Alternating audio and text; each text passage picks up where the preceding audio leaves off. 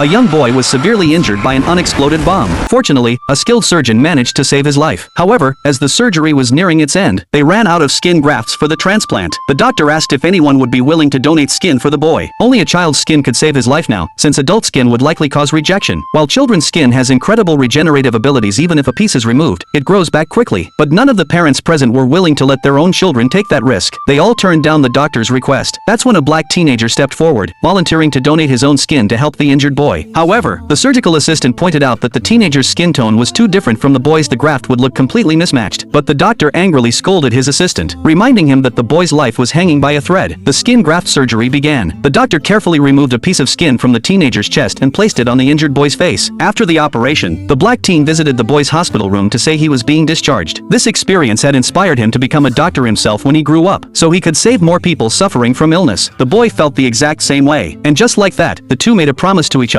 From that day forward, the boy threw himself into intensive rehabilitation. When the bandages were finally removed from his face, he looked at the skin his friend had given him and was moved to tears. Years later, the boy had fully recovered and returned to school, only to learn that his black friend had already moved abroad with his parents to continue his education. Determined to keep their promise, the boy studied relentlessly and got into the most prestigious medical school. He never stopped searching for any trace of his friend, but couldn't find a single lead, until one day, Black Jack arrived in a coastal country where a massive factory was continuously polluting the surrounding waters. Residents were marching in the streets in protest. That's when Black Jack spotted a familiar figure in the crowd, but before they could recognize each other, the chaotic crowd swept them apart. Just as Black Jack was wondering how to find him again, his friend called. They arranged to meet at the Ferris wheel. It turned out his friend had already heard that Black Jack had become a doctor, and he had become one too, except he was treating the Earth itself. While modern cities kept getting built bigger and more spectacular, it was all just an illusion. The ozone layer was being destroyed, rainforests were shrinking, and Earth had been devastated by humanity. His current mission was to blow up that factory that had polluted the entire coastline. Just like how Black Jack surgically removes tumors from cancer patients, the cancers inside Earth had to be eliminated too. Black Jack begged his friend to find another way, because destroying the factory would kill more innocent people, but his friend believed this was the only way to make people understand how serious the environmental crisis really was. Two people who had shared the same dream ultimately chose different paths. Black Jack never saw him again after that. A few months later, Black Jack actually saw news about his friend on TV. He had gone through with his plan to bomb the factory, but the operation failed, and he was killed by military gunfire. Black Jack's whole body trembled as he touched the left side of his face. He would definitely treasure this piece of skin forever, and he would always remember that his friend was a hero who gave his life for the planet.